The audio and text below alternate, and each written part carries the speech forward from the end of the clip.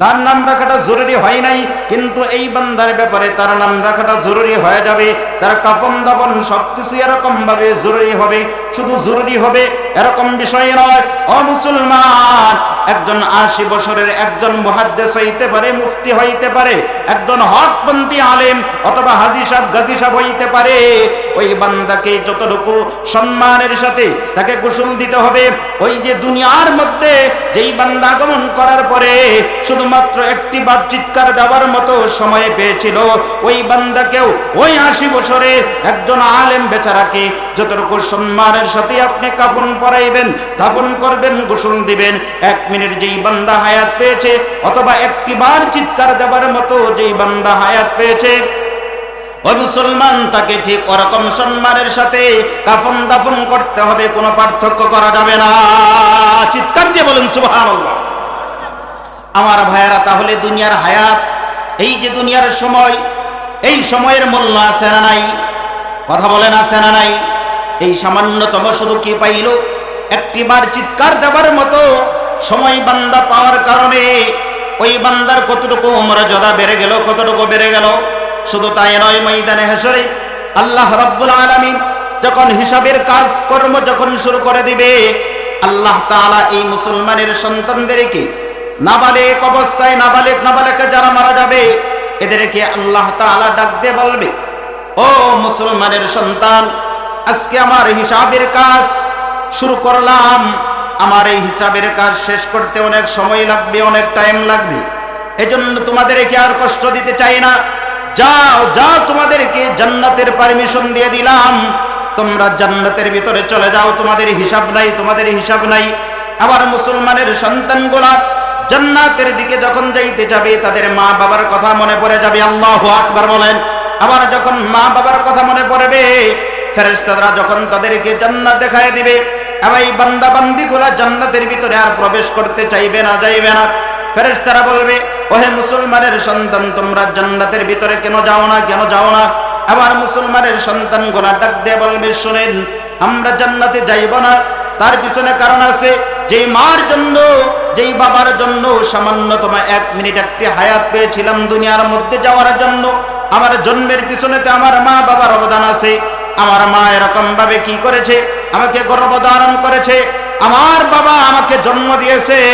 যেই মার জন্য, যেই বাবার জন্য 1 মিনিট হায়াত পেলাম অথবা একটি কান্নার আওয়াজ দেওয়ার মতো সময় পেলাম, ওই মা বাবা কোথায়? ওই মা বাবা কোথায়? ওই মাকে ছাড়া, ওই বাবাকে ছাড়া আজকে আমরা জান্নাতে যাই না। সুবহানাল্লাহ। আবার যখন বলতে থাকবে, ওই মাকে ছাড়া, ওই বাবাকে ছাড়া আমরা জান্নাতে যাইতে পারি না, আল্লাহ তাআলার ফেরেশতারা ডাক দিয়ে বলবে, ও মালিক, তোমার এই বান্দা তো মা বাবাকে ছাড়া তারা জান্নাতে যাইতে চাই না। আবার বলা হবে, ঠিক আছে, ঠিক আছে, অসুবিধা নাই, অসুবিধা নাই, তারা মা বাবাকে সহ জান্নাতের ভিতরে পাঠাইয়া দাও। সুবহানাল্লাহ। এজন্য মুমিন মুসলমান, এই যে দুনিয়ার হায়াত, দুনিয়ার সময়, এই যে সামান্যতম একটা সময় পেল, এই সামান্যতম সময়ের কতটুকু মূল্য, কথা বলেন ঠিক কিনা? ওরকম সময় 1 মিনিট নয়, 2 মিনিট নয়, ওরকম আপনার জীবন থেকে, আমার জীবন থেকে 60 বছর চলে গেল, 70 বছরের সময় চলে গেল, 10 বছরের সময় চলে গেল, 50 বছরের হায়াত আমার শেষ হয়ে গেল। যেই বান্দা, যেই বান্দি নাকি দুনিয়ার মধ্যে আগমন করার পরে শুধুমাত্র 1 মিনিট হায়াত পেয়েছিল, দুনিয়ার সময় পেয়েছিল, এই দুনিয়ার 1 মিনিট সময়ের পাওয়ার কারণে যে আল্লাহ তাআলার বান্দা অথবা বান্দি এই 10 দুনিয়ার মতো একটা জান্নাত জিতে নিয়ে যায়, আপনি আমি এরকম ভাবে কয়টা জান্নাতের মালিক হইতে পারবো? কোনো গ্যারান্টি আছে? জান্নাতে যে যাব এরকম কয়টা কাজ করেছি? ও মুসলমান, চিন্তার বিষয়। আল্লাহ পাক রব্বুল আলামিন আপনাকে আমাকে যে সময় দিয়েছে, এই সময়টা নষ্ট করার জন্য আল্লাহ তাআলা দেয় নাই, সময়টা নষ্ট করার জন্য দেয় নাই। আল্লাহ তাআলা আপনাকে আমাকে সময় দিয়েছে, এই সময়টা যাতে সঠিক কাজের ভিতরে ব্যবহার করে আপনি আমি যাতে জান্নাতের মালিক হইতে পারি। কথা বলেন ঠিক কিনা? এজন্য আল্লাহ তাআলা আপনাকে আমাকে সময় দিয়েছে। এজন্য সময়ের মূল্য কম না বেশি? জোরে বলেন, কম না বেশি? অনেক বেশি, অনেক বেশি। আপনার সম্পদ হারিয়ে গেছে, এটা আপনার মেহনতের মাধ্যমে, বিভিন্ন ফিকিরের মাধ্যমে এই সম্পদ আপনি ফিরে পাইতে পারেন। কিন্তু যে সময় চলে গেছে, এটা হাজার মেহনত করার পরেও এই সময়টা আর ফিরে পাওয়া যাবে না, অসম্ভব, এই সময় আর আসবে না। তো এই জন্য সময়কে কাজে লাগাইতে হবে। হযরতে তালহা ইবনে উবাইদুল্লাহ রাদিয়াল্লাহু তাআলা আনহু নিজের ঘটনা বর্ণনা করেন। হযরতে তালহা ইবনে উবাইদুল্লাহ রাদিয়াল্লাহু তাআলা আনহু তিনি বলেন, আমি স্বপ্নের মাধ্যমে দেখতেছি আমি এবং আমার ওই দুই ভাই একই বংশের ভিতরে, এরকম ভাবে একই গোত্রের ভিতরে ছিল, যারা নাকি বিশ্বনবী সাল্লাল্লাহু আলাইহি ওয়াসাল্লামের হাতে ধরে কালিমা পড়ে মুসলমান হয়ে গেছে। তাদের দুইজনের ভিতরে তারা দুইজন আর আমরা তিন ব্যক্তি এরকম ভাবে জান্নাতের দরজার কাছে অপেক্ষা করতেছি, জান্নাতের দরজার কাছে দাঁড়াইছি। জান্নাতের দরজার কাছে যখন দাঁড়াইলাম, অনেক সময় অতিবাহিত হয়ে গেল, লম্বা সময় যখন চলে যায়, যাওয়ার পরে হঠাৎ করে জান্নাতের একজন প্রহরী কি করলো, জান্নাতের দরজাটা এরকম ভাবে খুলে দিল। জান্নাতের দরজাটা খুলে দেওয়ার পর আমাদের মধ্য থেকে এক ভাইকে এরকম ভাবে আহ্বান করা হলো, জান্নাতে প্রবেশ করার জন্য অনুমতি দিল। যেই ভাইকে জান্নাতে যাওয়ার জন্য পারমিশন দিল, ওই ভাই স্বাভাবিক অবস্থায় এরকম ভাবে মৃত্যুবরণ করেছে। এই ব্যক্তি জান্নাতের ভিতরে প্রবেশ করার পরে জান্নাতের দরজাটা আবার আগের মতো এরকম ভাবে বন্ধ হয়ে গেল। লম্বা সময় আবার চলে গেল, হঠাৎ করে আবার জান্নাতের দরজাটা এরকম ভাবে খুলে দেওয়া হয়। আবার যখন খুলে দেওয়া হলো, আবার দ্বিতীয় ব্যক্তিকে জান্নাতে প্রবেশ করার জন্য আহ্বান করতেছে, ও আল্লাহর বান্দা, আর কতকাল অপেক্ষা করবে? আর তোমাকে অপেক্ষা করতে হবে না, তাড়াতাড়ি ভিতরে চলুন, তাড়াতাড়ি ভিতরে প্রবেশ করুন। এই কথা যখন বলে, তালহা ইবনে উবাইদুল্লাহ চিন্তা করতেছিলেন, আবার যদি আল্লাহ তাআলার এই বান্দাকে যদি জান্নাতের ভিতরে প্রবেশ করানোর পর জান্নাতের দ্বার যদি খুলে না দেওয়া হয়, আর কতকাল জানি আমাকে অপেক্ষা করতে হয়, জানি না কত সময়ের জন্য জানি আমাকে অপেক্ষা করতে হবে। এই চিন্তা আল্লাহ তাআলার বান্দা করতেছে। এই চিন্তা করে ফেরেশতা যে জান্নাতের ভিতরে প্রবেশ করবে, তার চলার গতিটা বন্ধ করে দিলেন, সামনের দিকে গিয়ে দাঁড়াইলেন। দাঁড়ানোর পরে বলতেছে, ভাই, আমার কি জান্নাতে যাবার সময় হয় নাই এখনো?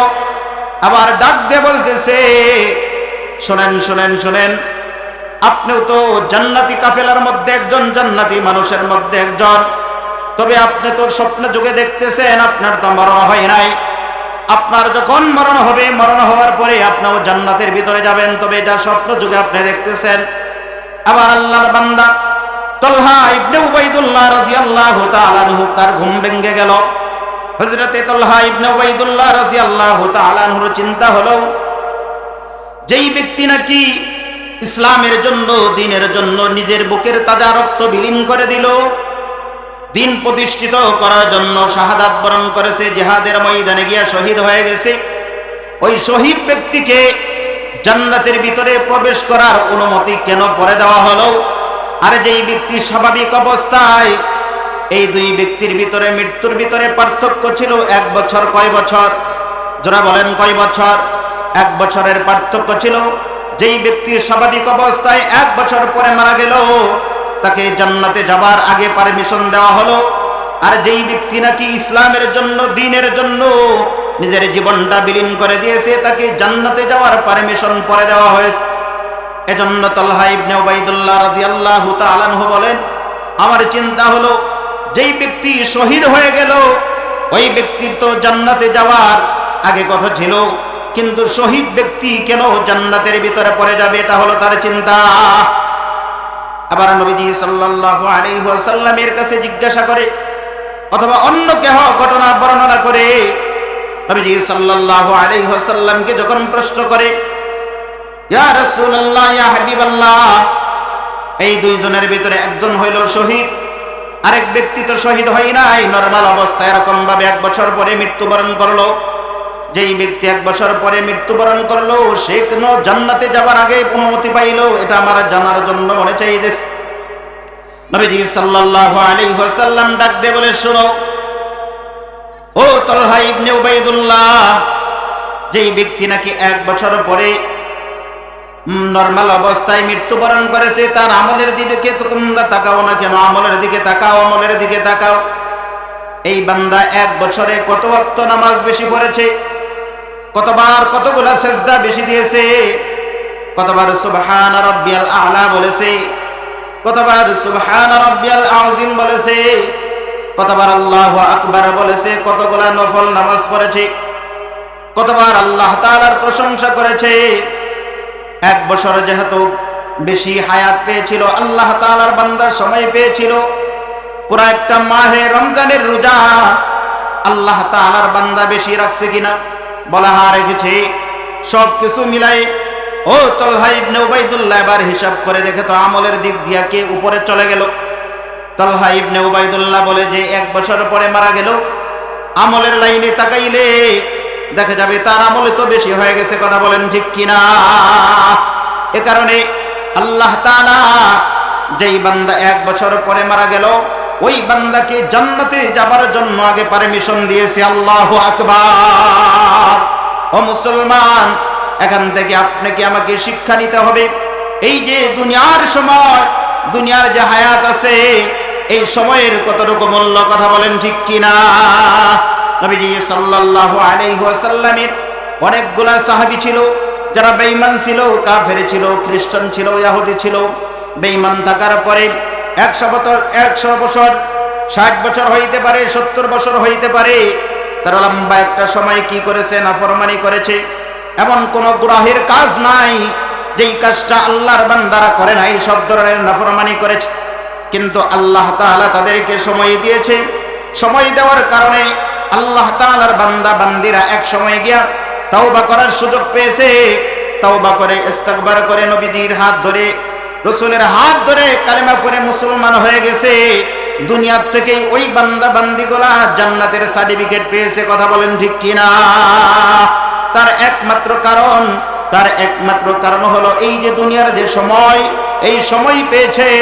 আল্লাহ তাআলার বান্দা কুফরি থেকে ফিরার পরে তাওবা করে কালেমা পড়ে জান্নাতের মেহমান হয়েছে। কথা বলেন ঠিক কিনা? এজন্য এই যে সময়, এই সময়টাকে নষ্ট করা যাবে না, নষ্ট করা যাবে না। কোন বান্দা যদি, এরকম অনেক ইতিহাস আছে, অনেক সাহাবীদের ঘটনা এরকম আছে যারা এরকম ভাবে খ্রিস্টান ছিলেন অথবা অন্য ধর্মের ভিতরে ছিলেন, কিন্তু শুধুমাত্র সময় পেয়েছে কালিমা গ্রহণ করার জন্য। 1 ওয়াক্ত নামাজও পড়তে পারে নাই, একবার মাহে রমজানের রোজাও রাখতে পারে নাই। শুধুমাত্র কালিমা পড়ার সময়টা আল্লাহ তাআলার বান্দা অথবা বান্দিকে আল্লাহ তাআলা দিয়েছেন। আর কোনো বান্দা বান্দির কোনো পুঁজি নাই, আর কোনো নেক আমল নাই। ওই বান্দার জন্য, ওই বান্দির জন্য এই শুধুমাত্র এই কালিমাটাই জান্নাতে যাওয়ার জন্য যথেষ্ট হয়ে যাইবে। সুবহানাল্লাহ। এই যে আল্লাহ তাআলার বান্দা কি পাইল?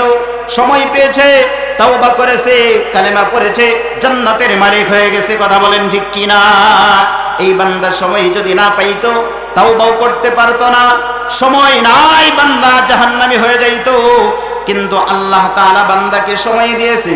ও ভাই, এজন্য সময় নষ্ট করা যাবে না, নষ্ট করা যাবে না। 10 বছর পরে ভালো হয়ে যাব, 20 বছর পরে ভালো হয়ে যাইব, না না না, এমন ধোকার ভিতরে পড়া যাবে না। মুসলমান, 10 বছর আপনাকে হায়াত পাবেন, এটার কোনো গ্যারান্টি আছে?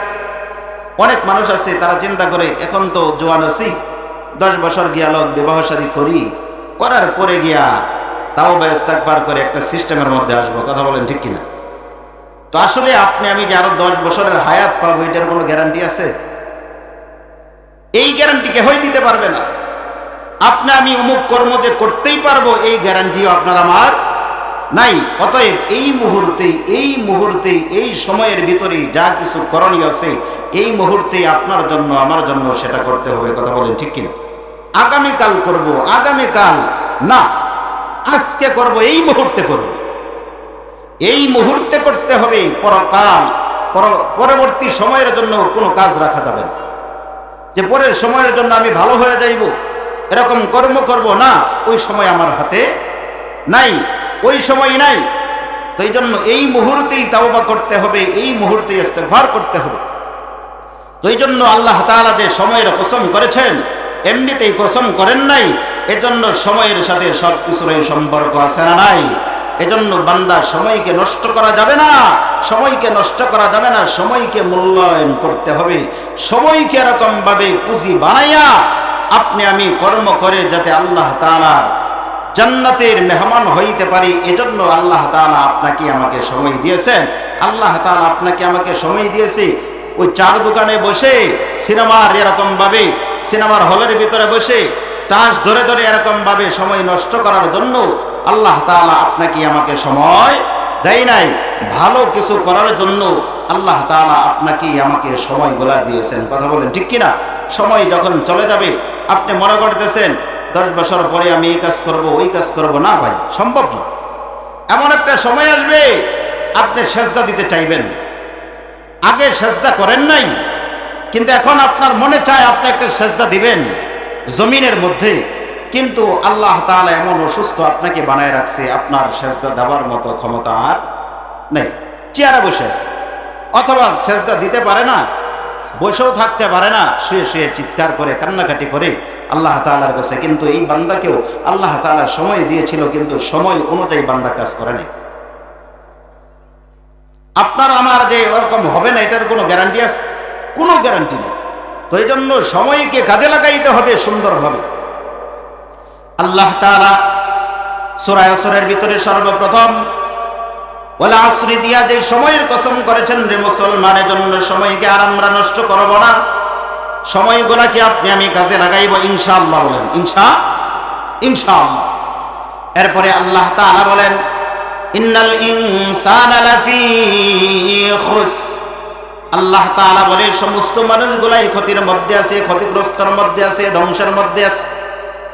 কিভাবে ক্ষতিগ্রস্তের মধ্যে আছে?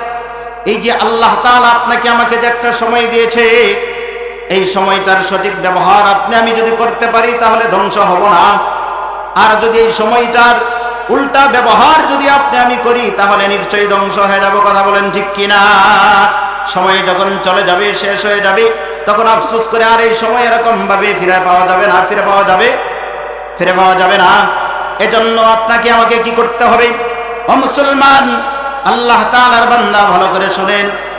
আপনার আমার জন্য আল্লাহ পাক রব্বুল আলামিন নির্ধারিত যতটুকু সময় দিয়েছে, ওই সময়গুলোকে আপনাকে আমাকে কাজে লাগাইতে হবে। কথা বলেন ঠিক কিনা আমার ভাইয়েরা? এজন্য সময়ের কত দাম।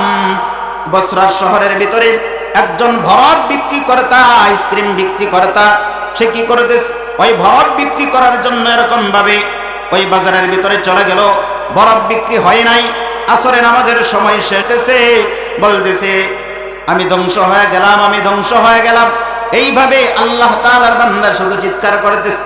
আবার আল্লাহ তাআলার ভিন্ন আরেক বান্দা জিজ্ঞাসা করে, ইমাম রাজি রাহমাতুল্লাহ আলাইহি জিজ্ঞাসা করে, ও বাবা তুমি কেন চিৎকার করো?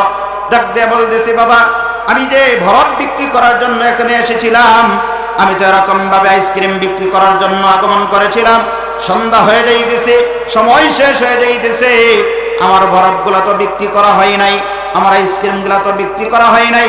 আর আমার আইসক্রিমগুলা যদি বিক্রি আমি যদি করতে পারি তাহলে আমি বড় ক্ষতিগ্রস্ত হয়ে যাবে, আমি ধ্বংস হয়ে যাব, আমার লাভে আসলে যা আছে সব কিছুই ধ্বংস হয়ে যাবে। আল্লাহ তাআলার বান্দা এরকম চিৎকার করতেছে। ও মুসলমান, ওই যে বরফগুলা জমাট বাঁধা ছিল একসাথে, সুন্দর আইসক্রিমটা ছিল, সময় অতিবাহিত হওয়ার কারণে ওই বরফটা কি করলো? আস্তে আস্তে করে 1 ফোঁটা 2 ফোঁটা পানি পড়তে এই জমাটকৃতা বরফটা এক সময় দেখা যাবে সম্পূর্ণভাবে পানিতে রূপান্তরিত হয়ে যায়। কথা বলেন ঠিক কিনা ও মুসলমান? এজন্য কি করলো? আল্লাহর বান্দা চিৎকার করতেছে। ইমাম রাজি রাহমাতুল্লাহ আলাইহি বলেন, এই আয়াতের এই যে ক্ষতিগ্রস্ত হবে এটার ব্যাখ্যা আমি ওই বরফ বিক্রি কর্তার কাছে শিক্ষা গ্রহণ করেছি। একজন বরফ বিক্রি করতেছে, তার কাছ থেকে শিক্ষা গ্রহণ করলাম যে আপনাকে আমাকে আল্লাহ তাআলা নির্ধারিত যতটুকু হায়াত দিয়েছেন, আপনার হায়াত আমার হায়াতটা কিন্তু ঠিক ওরকম ভাবেই আস্তে আস্তে করে চলে যাইতেছে। ওই বরফ যেমন আস্তে আস্তে গলে পানিতে রূপান্তরিত হয়ে যায়, আপনাকে আমাকে আল্লাহ তাআলা যতটুকু নির্ধারিত হায়াত দিয়েছিলেন ওই হায়াতগুলোও কিন্তু ঠিক এরকম ভাবে আস্তে আস্তে চলে যাইতেছে। কথা বলেন ঠিক কিনা? এজন্য মুমিন মুসলমান এই হায়াতকে কদর করতে হবে। ইল্লাল্লাযীনা আমানু, আল্লাহ তাআলা বলে তারা ক্ষতিগ্রস্ত হবে না, তারা ক্ষতিগ্রস্ত হবে না। চার শ্রেণীর মানুষ এরকম ভাবে ধ্বংসের ভিতরে পড়বে না। কয় শ্রেণীর মানুষ?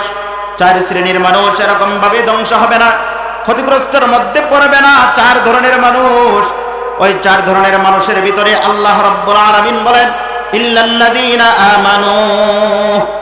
এক নম্বরে যেই মানুষগুলো হবে যারা আল্লাহ তাআলার উপর ঈমান আনয়ন করবে। কার উপর ঈমান আনবে? জোরে বলেন, জোরে বলেন, কার উপর ঈমান আনতে হবে? আর জোরে বলেন, কার উপর ঈমান আনবো? যারা আল্লাহকে বিশ্বাস করে তারা হলো ঈমানদার। কথা বলেন ঠিক কিনা?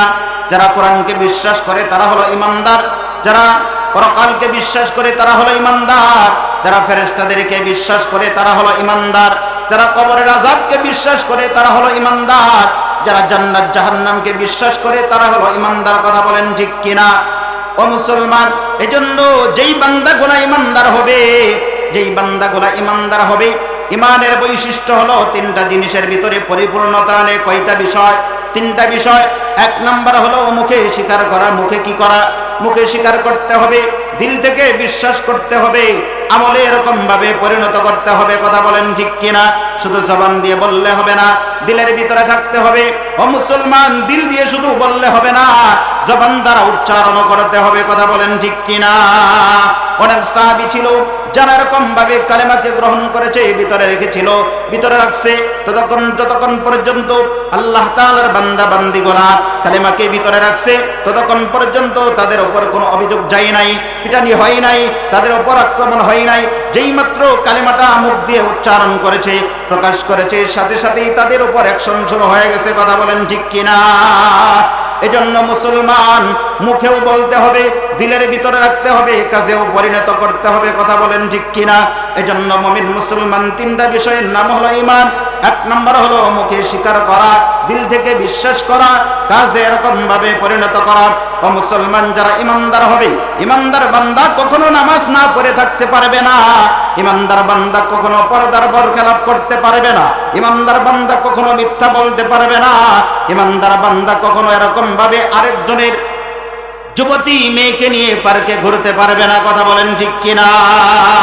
ইমানদার বান্দা কখনো সুদ খাইতে পারে না, ইমানদার বান্দা কখনো আরেকজনের মালকে এরকম ভাবে নষ্ট করতে পারে না, ইমানদার বান্দা কখনো মানুষকে ধোঁকা দিতে পারবে না, ইমানদার বান্দা কখনো এরকম ভাবে দুই নাম্বারি করে ইনকাম করতে পারবে না, ইমানদার বান্দা কখনো মা বাবার সাথে এরকম ভাবে নাফরমানি করতে পারে না, ইমানদার বান্দা কখনো ফুকুদের হক এরকম ভাবে নষ্ট করতে পারে না। কথা বলেন ঠিক কিনা? ও মুসলমান, ইমানদার বান্দাদের অনেকগুলা বৈশিষ্ট্য আছে, অনেকগুলা বৈশিষ্ট্য আছে। ও মুসলমান, যারা ইমানদার হবে তাদের ব্যাপারে আল্লাহ রাব্বুল আলামিন বললেন, আলা ইন্না আউলিয়া আল্লাহি লা খাউফুন আলাইহিম ওয়ালা হুম ইয়াহজানুন। যারা ইমানদার হবে, যারা নেককার হবে, তাদের কোনো ভয় নাই, তাদের কোনো চিন্তা নাই। কথা বলেন ঠিক কিনা? ইমানদার বান্দা যারা হবে তাদের ভিতরে কোনো ভয় থাকবে না, তাদের কোনো চিন্তা থাকবে না। ও মুসলমান, আজ থেকে অনেক দিন আগের কথা, বিশ্বনবী সাল্লাল্লাহু আলাইহি ওয়াসাল্লাম এই পৃথিবীর ভিতরে আগমন করার পূর্বের কথা। ইমানদার বান্দাদের কেমন গুণ হবে? একজন ইমানদার বান্দা এই পৃথিবীতে থাকতে আল্লাহ তাআলা এই আসমানকে ধ্বংস করবে না, জমিনকে ধ্বংস করবে না। যতক্ষণ পর্যন্ত একজন ইমানদার বান্দা এই পৃথিবীর ভিতরে থাকবে, ততক্ষণ পর্যন্ত আল্লাহ তাআলা আসমানকে আসমানের জায়গাতে, জমিনকে জমিনের জায়গার ভিতরে, এই পুরা কায়নাতকে আল্লাহ তাআলা টিকায় রাখবে। সুবহানাল্লাহ বলেন সুবহানাল্লাহ। যখন দেখা যাবে একজন ইমানদার বান্দাও থাকবে না, একজন ব্যক্তি আল্লাহওয়ালাও থাকবে না, আল্লাহ আল্লাহ বলবে, এমন মানুষ যখন খুঁজে পাওয়া যাবে না, আল্লাহ তাআলা আসমানকে আসমানের জায়গাতে রাখবে না, জমিনকে জমিনের জায়গার ভিতরে আর রাখবে না। ও মুসলমান, এই কথা থেকে প্রমাণিত হয় ইমানদার বান্দার অনেক দাম। কথা বলেন ঠিক কিনা? ইমানদার বান্দার কারণে আল্লাহ তাআলা আসমানকে আসমানের জায়গাতে টিকায় রাখছেন, জমিনকে জমিনের জায়গার ভিতরে টিকায় রাখছেন। ও মুসলমান, এজন্য আপনার জন্য, আমার জন্য ঈমান, সত্যিকার অর্থে যে ঈমানটা আছে, ওই ঈমানটা রাখা অনেক জরুরি। কথা বলেন ঠিক কিনা? বিশ্বনবী সাল্লাল্লাহু আলাইহি ওয়াসাল্লাম পৃথিবীর ভিতরে আসার আগের সময়ের একটি ঘটনা। ওই জামানার ভিতরে একজন বাদশা ছিল, যেই বাদশার নাম হলো ইউসুফ জুনাওয়াজ। ইউসুফ জুনাওয়াজ ওই সময়ের মানুষগুলার ভিতরে জাদুর বিদ্যার প্রচলনটা বেশি ছিল। আর ওই জামানার মধ্যে যারা ইমানদার ব্যক্তি ছিল, ওই ইমানদার ব্যক্তিদেরকে তারা ধরে ধরে আগুনের ভিতরে ফালায় মারত। একটা গর্ত করত, গর্তের ভিতরে আগুন জ্বলাইতো, আগুন জ্বালানোর পরে ওই গর্তের ভিতরে ইমানদার বান্দা যারা থাকতো তাদেরকে ফালায় দিয়ে মারত। নাউযুবিল্লাহ। তাদের অপরাধ কি? ওমা নাকামু মিনহুম ইল্লা আইয়ুমিনু বিল্লাহ। তাদের একমাত্র অপরাধ আইয়ুমিনু বিল্লাহ, আল্লাহকে রব বলে মানে আল্লাহকে স্বীকার করেছে, এটাই ছিল তাদের অপরাধ, আর কোনো অপরাধ না। হযরত আলী রাদিয়াল্লাহু তাআলা আনহু বর্ণনা করেন, তিনটা মত পাওয়া যায়। একটা হলো তারা হলো পারস্যের রাজা, পারস্যের অধিবাসী। এই পারস্যের রাজা কি করেছিল? মাহরাম মহিলাদেরকে বিবাহ করা বৈধ করতে চাইল। যে মহিলাকে বিবাহ করা হালাল না, এটাকে যখন তারা বিবাহ করার জন্য বৈধ ঘোষণা দেওয়ার জন্য চাইতেছে, তখন ইমানদার যারা ছিল তারা এটা বাধা দিতে শুরু করল। আর যখন বাধা দেয়, এই বাধা দেওয়ার কারণে যারা বাধা দিতেছে তাদেরকে এরকম ভাবে আগুনের ভিতরে ফেলাইতে শুরু। এরপরে দ্বিতীয় বর্ণনা আসলো, ইয়ামানের মধ্যে যারা বেঈমান ছিল এবং ইমানদার ছিল, এই দুই দলের ভিতরে যুদ্ধ শুরু হয়। এই দুই দল যখন জিহাদে অংশগ্রহণ করে, যুদ্ধ যখন করে, প্রথমত যারা ইমানদার ছিল, মুমিন ছিল, তারা বিজয় অর্জন করে। বিজয় অর্জন করার পরে আবার যুদ্ধ শুরু হয়। এই যুদ্ধের মধ্যে মুসলমানরা পরাজয় বরণ করে, কাফেররা জয় অর্জন করে। যেই মাত্র তারা জয় অর্জন করলো, তাদের ক্ষমতা বেড়ে গেল। ক্ষমতা থাকার কারণে ওই ইমানদারদেরকে ধরে ধরে আবার আগুনের ভিতরে ফালানো শুরু করলো। এটা ছিল তাদের কাজ। আরেক বর্ণনায় আছে তারা ছিল হাবশার অধিবাসী। তো ওই যে ইউসুফ জুনাওয়াজ, তার বাড়িতে ছিল একজন জাদুঘর। কি ছিল? জাদুঘর। এই জাদুঘর বৃদ্ধ হয়ে গেছে। বৃদ্ধ হওয়ার পরে বাচ্চাকে ডাক দিয়ে বলতেছে, বাচ্চা, আমি তো বৃদ্ধ হয়ে গেছি, আমার বয়স হয়ে গেছে, জানা নাই কোন সময় আমি মারা যাব। চলার পরে হঠাৎ করে আব্দুল্লাহ বিন তামের দেখতেছে রাস্তা দিয়ে যখন যায়, অনেকগুলো আল্লাহ তাআলার বান্দা রাস্তার ভিতরে দাঁড়িয়ে আছে। অনেকগুলা মানুষ রাস্তা বন্ধ করে দাঁড়িয়ে আছে, কেহই সামনের দিকে অগ্রসর হয় না। আব্দুল্লাহ বিন তামের উনিও দেখতেছে, দেখার পরে ওই মানুষগুলার সামনে চলে গেল। আব্দুল্লাহ বিন তামের যাওয়ার পরে আল্লাহর বান্দাদেরকে বলতেছে, এখানে কি হয়েছে, কি হয়েছে? আব্দুল্লাহ বিন তামির চোখে দেখতেছে বড় একটা হিংস্র প্রাণী রাস্তা ব্লক করে এরকম ভাবে দাঁড়াই আছে। ওই হিংস্র প্রাণীর জন্য কোনো মানুষ সামনের দিকে যাইতে আর অগ্রসর হইতেছে না, কেহই সাহস পায় না। যদি সামনের দিকে যদি যায়, হিংস্র প্রাণী এরকম ভাবে আক্রমণ করলে নিজের জান যাইতে পারে, এই ভয়ে কেউ হয় আর সামনে যায় না। আব্দুল্লাহ বিন তামির সিদ্ধান্ত গ্রহণ করলো, যেহেতু পাদ্রী আমাকে এরকম ভাবে ভালো ভালো কথা বলেছে, এবার আমি প্রমাণ করব, দেখব কার ধর্মটা সত্য। এটা পরীক্ষা করার আমার মুখ্য সময় এসেছে। আল্লাহর বান্দা আব্দুল্লাহ বিন তামির কি করলেন? হাতের মধ্যে একটা পাথর নিলেন। পাথর নেওয়ার পরে মনে মনে বললেন, ও আরশের মালিক আল্লাহ, পাদ্রীর ধর্ম যদি সত্য যদি হয়, পাদ্রী যেই ধর্মের কথা আমাকে বলেছে, ওই ধর্মটা তোমার কাছে যদি পছন্দনীয় যদি হয়, তাহলে এই পাথরটা যে আমি ছুঁড়ে মারব, এই পাথরটা লাগার সাথে সাথে আল্লাহ তাআলার মাখলুক, তোমার যেই মাখলুক আছে, এই হিংস্র প্রাণীটা যাদের সাথে সাথে মারা যায়, তার ধর্ম যদি সত্য যদি হয়ে যায়, ওই হিংস্র প্রাণীটা জানে মারা যায়। মারা যাওয়ার পরে রাস্তার দিয়ে এরকম ভাবে মানুষগুলা যাতে স্বাভাবিকভাবে চলাফেরা করতে পারে, ও মালিক তুমি সেই ব্যবস্থা করে দাও।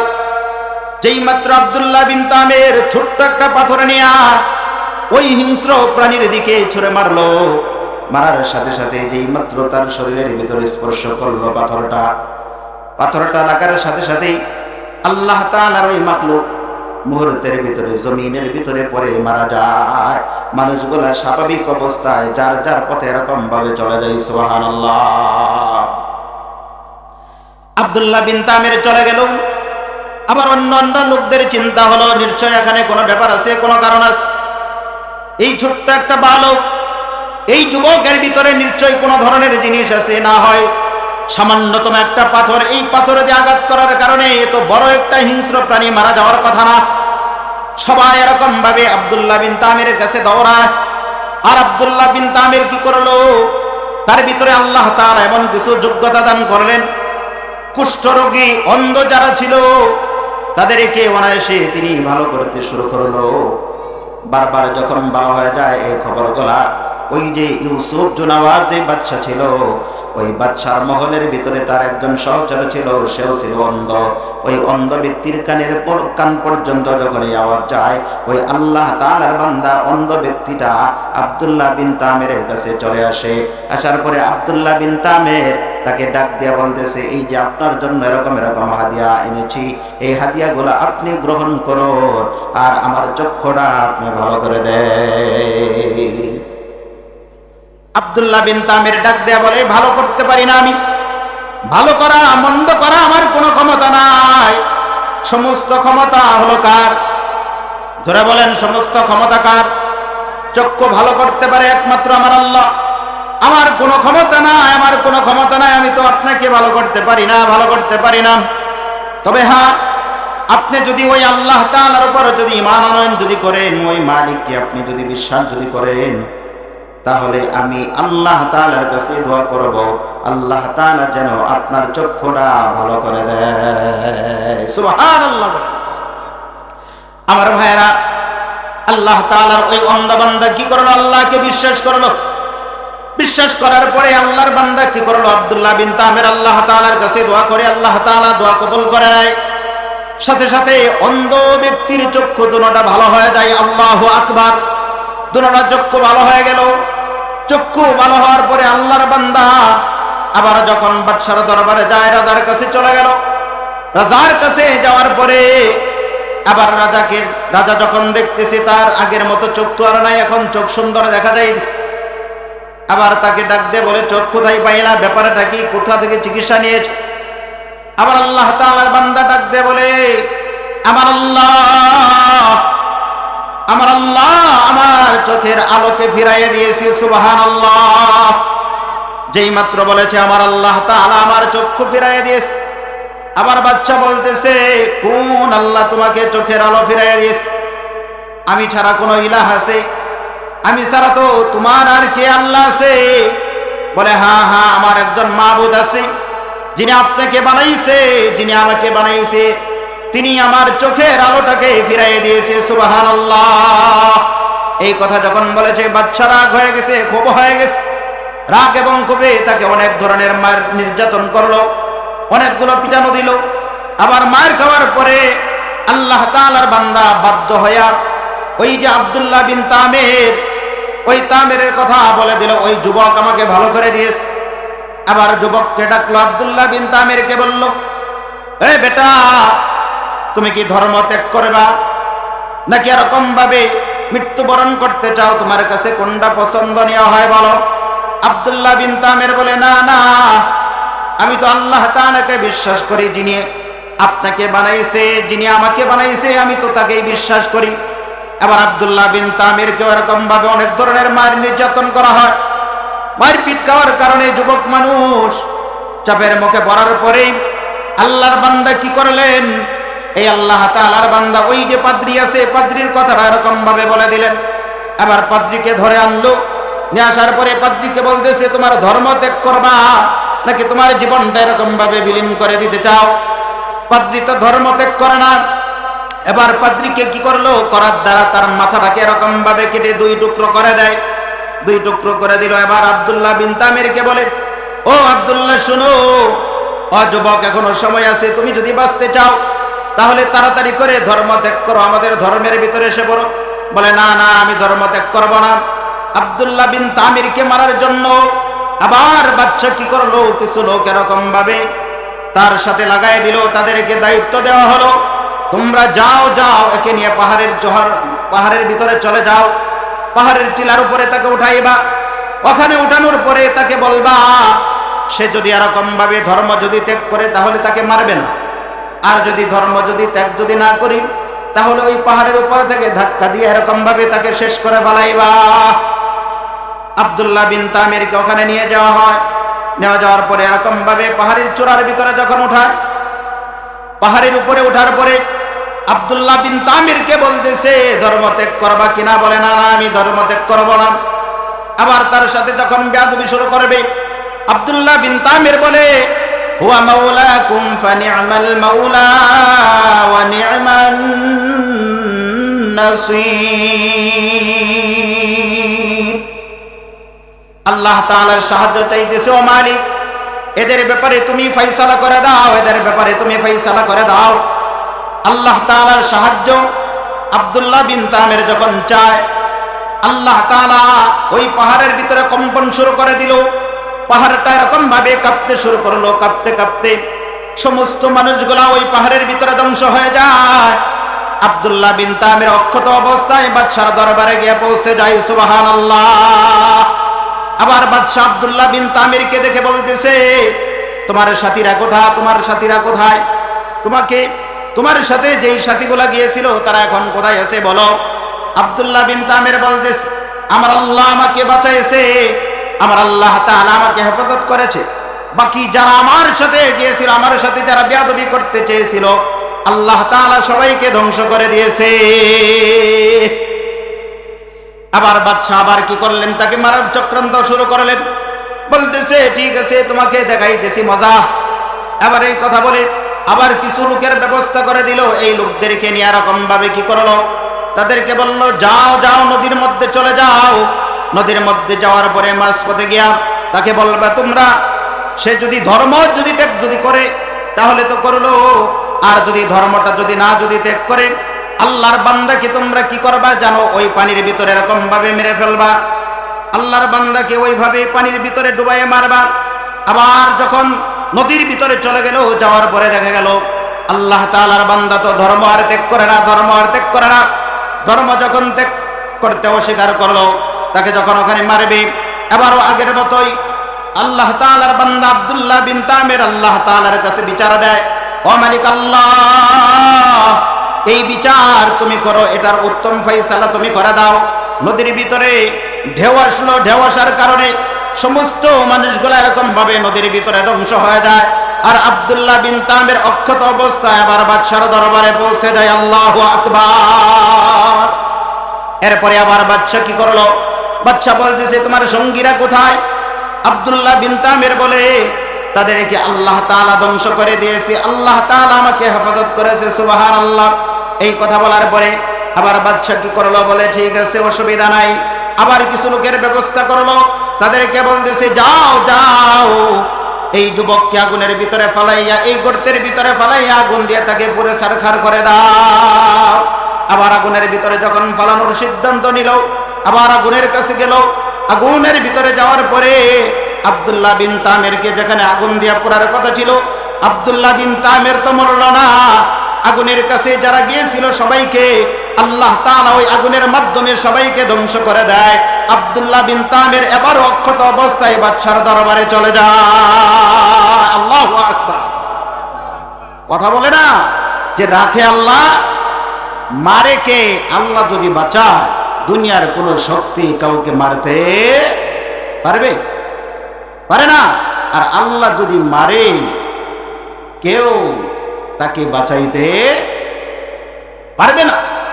এজন্য দেখেন, এই যে ইমানদার বান্দা, তার কেমন পাওয়ার যে আল্লাহ তাআলা তাকে সব জায়গা থেকেই বাঁচাইতেছে। বান্দার আস্থা ভরসা কার উপরে? আল্লাহর উপরে। এই জন্য আল্লাহ তাআলা তাকে এরকম ভাবে বাঁচাইতেছে। কথা বলেন ঠিক কিনা? আব্দুল্লাহ বিন তামির আবার বাচ্চাকে ডাক দিয়ে বলে, শুনেন ও বাচ্চা, আমাকে এইভাবে আপনি মারতে পারবেন না, আমাকে মারতে পারবেন না। আমাকে যদি আপনি যদি মারতেই যদি চান, তাহলে আপনাকে আমি একটা পরামর্শ দেই, পরামর্শ অনুযায়ী আপনি যদি কাজ করেন তাহলে আমাকে মারতে পারবেন। বলে কি পরামর্শ তুমি বলো? বলতেছে, খোলা একটা ময়দানের ভিতরে মানুষদেরকে একত্রিত করবেন, একত্রিত করার পরে ওই জায়গার ভিতরে আমাকে নিবেন। আমি যখন উপস্থিত হব, আমাকে একটা শুলির ভিতরে ওঠানোর পরে আর ওখান থেকে একটা তীর নিবেন। নেওয়ার পরে আমি যেই মালিককে বিশ্বাস করি, আল্লাহ তাআলাকে বিশ্বাস করি, ওই আল্লাহ তাআলার নাম উচ্চারণ করে একটা তীর আমার গায়ের ভিতরে ছুঁড়ে মারবেন, যেই মাত্র এই তীরটা আমার শরীরের ভিতরে লাগবে আমি সাথে সাথেই মারা যাব। বাচ্চা কি করলো? বলে ঠিক আছে, সুন্দর পরামর্শ। এই পরামর্শ অনুযায়ী তাই কাজ করতেছে, মানুষের সমাগম হয়েছে। আবার আল্লাহর বান্দাকে শরীরের ভিতরে ওঠানোর পরে আবার তীর বের করে মারলো। এই দৃশ্যগুলা যেই মানুষগুলা এরকম ভাবে দেখতেছে যে আব্দুল্লাহ বিন তামির যেই ধর্ম গ্রহণ করেছিল ওটাই হলো সত্য ধর্ম, ওটাই সত্য ধর্ম। এই বাদশা জোর করে যেই ধর্ম গ্রহণ করাইতে চায়, যেই ধর্মটা এরকম ভাবে পালন করাতে চায়, এই ধর্ম সত্য নয়, এই ধর্ম সত্য না। যতগুলা মানুষ এরকম ভাবে এই দৃশ্যকে এরকম দেখতেছিল, সমস্ত মানুষগুলা কালেমা পড়ে মুসলমান হয়ে যায়। আল্লাহু আকবার, লা ইলাহা, জোরে লা ইলাহা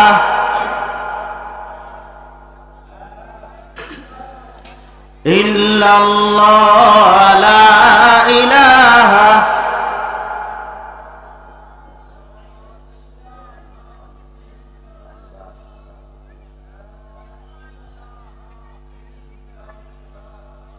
লা ইলাহা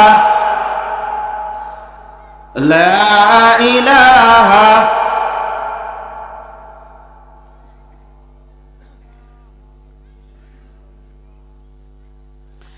লা ইলাহা ইল্লাল্লাহ মুহাম্মাদুর রাসূলুল্লাহ সাল্লাল্লাহু আলাইহি ওয়াসাল্লাম।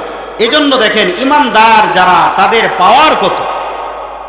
এজন্য মুমিন ভাইরা, ইমানদারের মতো ইমানদার যদি আপনি আমি যদি হইতে পারি, তাহলে আল্লাহ তাআলা আপনার আমার মর্যাদা অনেক গুণ বৃদ্ধি করে দিবে। কথা বলেন ঠিক কিনা?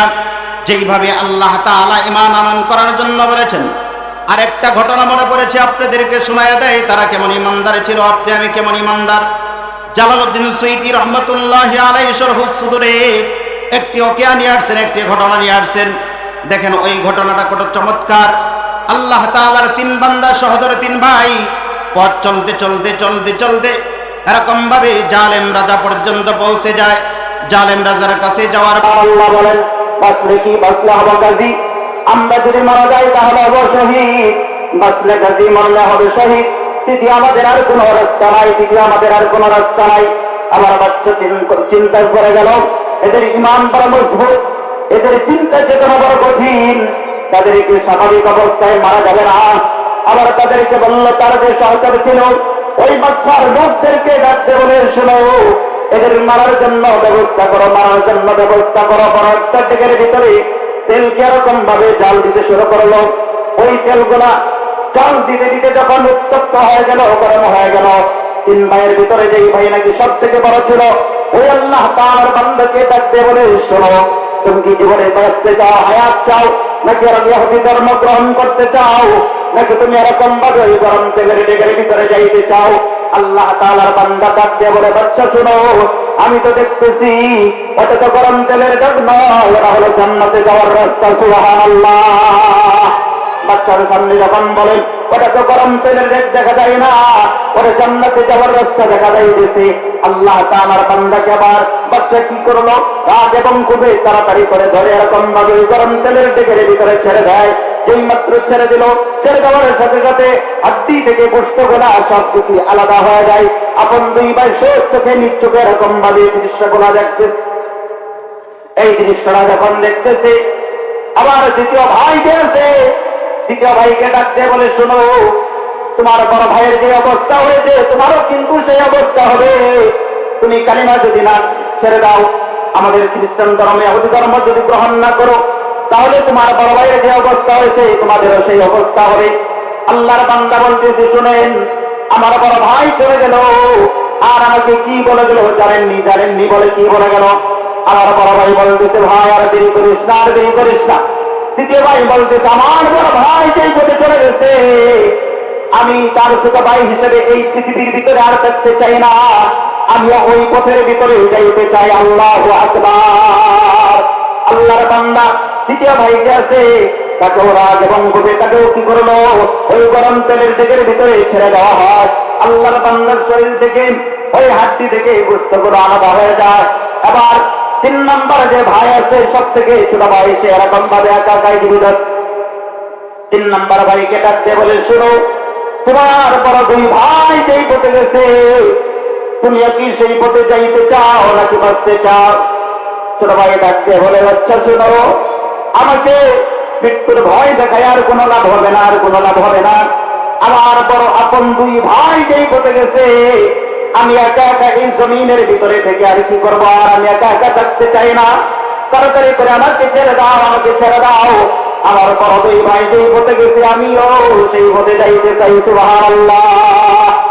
আমার বাচ্চার যে উজির ছিল, এই উজিরকে তারা ডাকতে বলে, বাচ্চা শুনেন শুনেন, মুসলমানকে মারবেন না, মুসলমানকে মারবেন না, মুসলমানকে মারবেন তো হেরে যাবেন, মুসলমানকে মারা যাবে না। মুসলমানকে মেরে আজ পর্যন্ত কেউ জিতে যাইতে পারে নাই, বরং মুসলমানকে গুনাহের সুযোগ দেন, তাকে গুনাহের কাজের ভিতরে ঢুকাই দেন। যখন গুনাহের কাজের ভিতরে ঢুকে যাবে, দেখা যাবে তার ঈমান এমনিতেই দুর্বল হয়ে যাবে। এই সিদ্ধান্ত নেওয়ার পরে বলতেছি, তাহলে কি করব? বলে, শোনেন, আমার একটা সুন্দরী মেয়ে আছে, সুন্দরী কন্যা আছে, আমার এই কন্যার সাথে আর এই যুবককে একটা রুমের ভিতরে, একই ঘরের ভিতরে তালাবদ্ধ করে আমরা লম্বা একটা সময় একই ঘরের ভিতরে তালাবদ্ধ করে রেখে দিব।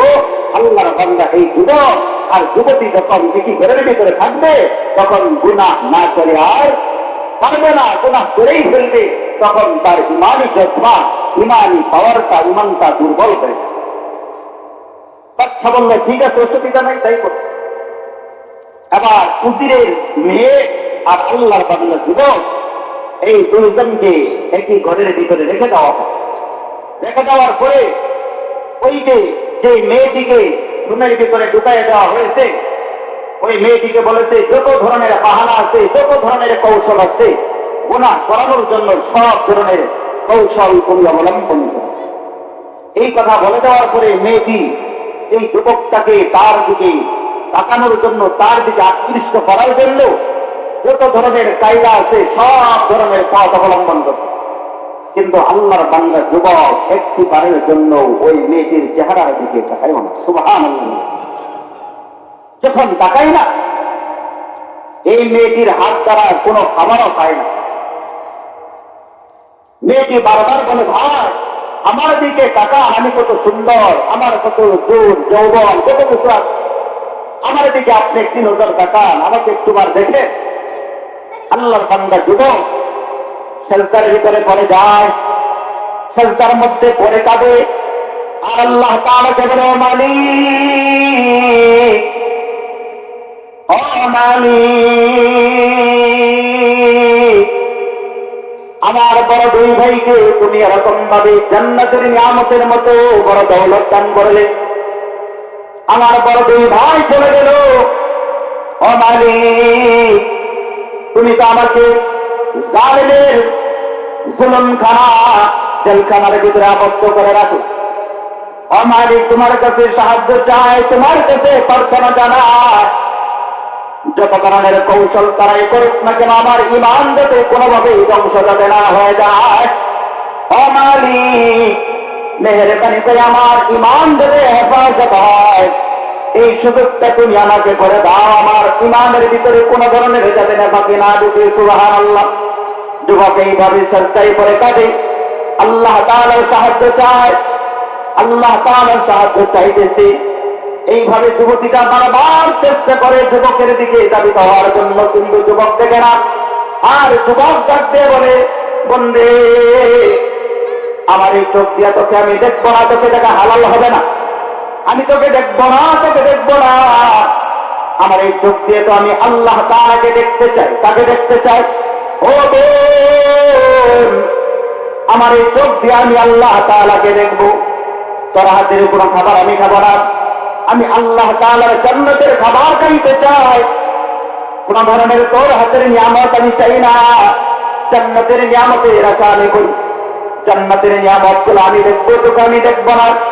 এইভাবে যুবক যখন বলতেছে, আর মেয়েগুলা, ওই মেয়েটি যখন বারবার এই কথাগুলা শুনতেছে, মেয়েটি চেষ্টা করতে করতে যখন নিজেরা জানতে যখন ঘুমের ঘরে চলে যায়, ঘুম থেকে ওঠার পরে আবার যুবকের সামনে দেখতেছে বিভিন্ন রকমের ফল, বিভিন্ন ধরনের ফল দেখা যাইতেছে, খাবার দেখা যায়। এই খাবার গুলা দেখার পরে আল্লাহ বান্দি যুবককে ডাক দিয়ে বলে, ভাই এই খাবার গুলা তো আমি দেই নাই, এই খাবার গুলা কোথা থেকে তুমি সংগ্রহ করলা জানতে চাই। আবার যুবক ডাক দিয়ে বলে, ওয়াজাদা ইনদাহা রিজকা قال يا مريم أنى لك هذا قالت هو من عند الله إن الله يرزق من يشاء بغير حساب الله أكبر আল্লাহ যাকে চায় তাকে বিনা পরিশ্রমে আল্লাহ তাআলা খাবার দান করে। ও বোন, এই যে খাবারগুলা তুমি দেখতেছো, আমার আল্লাহ তাআলা আমার জন্য জান্নাত থেকে এই খাবারগুলা মেহমানদারির জন্য পাঠিয়ে দিয়েছে। সুবহানাল্লাহ। যেই মাত্র এই কথাটা বলেছে, আবার যুবতীটা এই কথাগুলো শোনার পরে যুবতীর দিলটা এরকম ভাবে নরম হয়ে গেল, দুর্বল হয়ে গেল। আবার যুবতীটা তিনিও এরকম ভাবে যুবকের দিকে দুর্বল হয়ে গেল। যে যুবকের সামনে জান্নাতের এরকম ভাবে ফল আসে, ওই যুবক তো স্বাভাবিক কোন যুবক হইতে পারে না, স্বাভাবিক কোন যুবক হইতে পারে না। এইভাবে যখন চলতে থাকে, আবার ওই মেয়েটির যে বাবা সুজির ওদের বেচারা আবার কি করলো, আবার মেয়েটির কাছে চলে গেল। যাওয়ার পরে বলতেছে, মারে তুমি কি কি গুনার কাজ করাইলা, বলো কি কি গুনার কাজ করাইলা, তুমি বলো তোমার গুনাহের এই বিষয়গুলা বর্ণনা দাও। আবার মেয়েটি চোখ থেকে পানি ঝরঝর করে ছেড়ে বলতেছে, ও বাবা, আমি এরকম ভাবে কোন গুনার কাজ করাইব, তুমি যাকে এরকম ভাবে আমার কাছে পাঠিয়ে দিয়েছিলে সে তো একটিবারের জন্য আমার দিকে তাকাইও নাই। সুবহানাল্লাহ। ও বাবা, ওই যুবকের যে সমস্ত দৃশ্যগুলো আমি দেখেছি, বাবারে ওই দৃশ্যগুলো দেখার কারণে ওই যুবক যেই ধর্ম গ্রহণ করেছে, আমাকেও তো ওই যুবকের ধর্মটা গ্রহণ করতে পারে যাইতেছে। সুবহানাল্লাহ। আবার বাবা বলতেছে, বেটি খামোশ হয়ে যাও, খামোশ হয়ে যাও। এই কথাটা যদি বাচ্চা যদি জানতে পারে তাহলে তোমাকেও মেরে ফেলবে, আমাকেও মেরে ফেলবে। আবার চিকিৎসার কথা বলেই বাচ্চার কাছ থেকে আলাদা করে দিল। বলতেছে, তার আপন দুই ভাই এরকম ভাবে আপনি কি করেছেন, তার সামনে এরকম ভাবে মেরে ফেলেছেন, তার মাথার আর ঠিক নাই। এজন্য আল্লাহ তাআলার বান্দা কোনটা মেয়ে কোনটা ভুল সেটা চিনার মতো কোনো ক্ষমতা নাই। এজন্য ও বাচ্চা, আমাকে একটু সময় দেন, আমাকে একটু সময় দেন, তাদেরকে চিকিৎসা করাবো। চিকিৎসা করার পরে, সুস্থ করার পরে তারপরে দেখা যাবে। অর্থাৎ এটা বাহানা কইরা মেয়েটিকে আর ওই যুবকটাকে আলাদা করে নিতে চাইতেছে। আমার মেয়েটি যখন চলে যাইতেছে, আর যুবক একসাথে যখন, আবার যুবকটি যখন চলে যাবে, আবার যুবক আল্লাহ তাআলাকে ডাকতে বলে, ও মালিক, তুমি তো আল্লাহ, যে আল্লাহ নাকি জালেমের জিন্দাখানা থেকে এরকম ভাবে বাহানা করে আমাকে বের করে আনতে পারলা। ও মালিক, আমার বড় দুই ভাই যে পথে গেছে, ও মালিক মেহেরবানি করে তুমি আমাকে সেই পথে কবুল করে নাও। এইভাবে যুবক আল্লাহ তাআলার কাছে যখন দোয়া করতে শুরু করলো, আল্লাহ তাআলার বান্দা আর ওই যে বান্দি আছে, এই মেয়েটি বলতেছে, ভাই তুমি কোথায় যাইতেছো, একা একা যাও না, আমাকে নিয়ে যাও। যুবক বলতেছে, তুমি একজন যুবতী মানুষ, তোমাকে আমি নিতে পারি না, তুমি তো এখনো মুসলমান হও নাই। বলে, আমি মুসলমান হয়ে যাব। আবার কালিমা পড়ে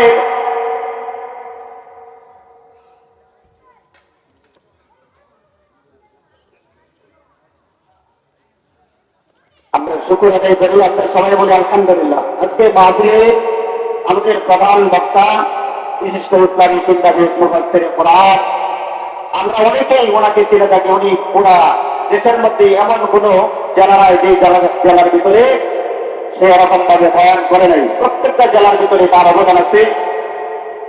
হাফেজ মাওলানা কারি হোসেন আব্দুল হান্নান বেলালী ভাই, তিনি এসে বলেছেন, আর আমাদের কোন চিন্তা নাই, আমরা সবাই বলি আলহামদুলিল্লাহ।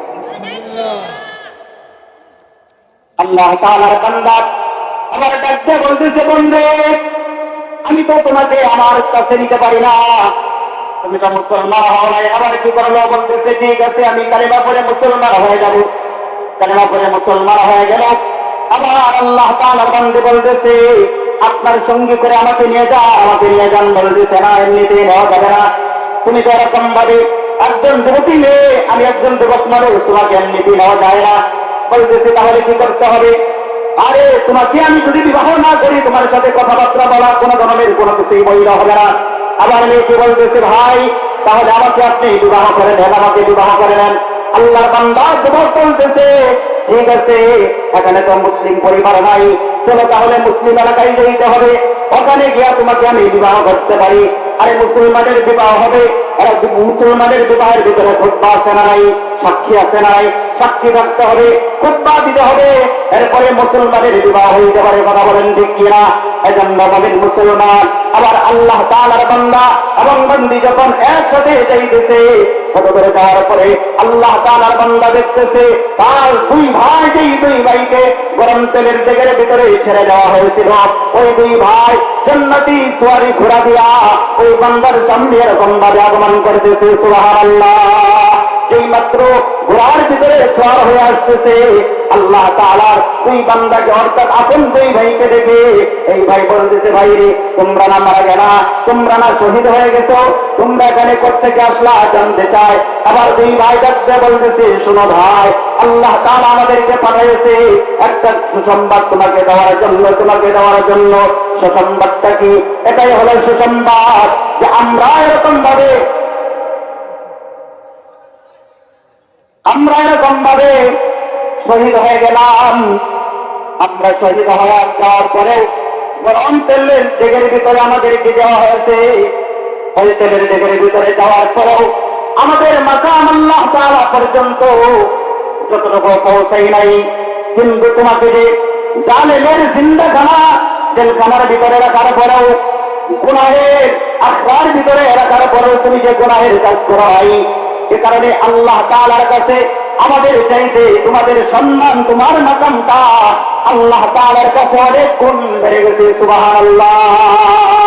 এজন্য এই খবরটা দেওয়ার জন্য আল্লাহ পাক রব্বুল আলামিন আমাদেরকে বানাইছে। সুবহানাল্লাহ। যারা মারা যায় আল্লাহ তাআলা বলে ওয়ালা তাহসাবান্নাল্লাযীনা কুতিলু ফী সাবিলিল্লাহি আমওয়াত বাল আহইয়াউন ইনদা রাব্বিহিম ইরযাকুন। আল্লাহু আকবার। যারা দ্বীনের রাহে, আল্লাহর রাহে জীবন দেয়, তারা মৃত না, তারা মরে না, তারা মরে না। ওয়ারযুকুহুম, আল্লাহ প্রদত্ত তারা রিজিক পাইতে থাকে। সুবহানাল্লাহ। দেখেন তারা যেমন ইমানদার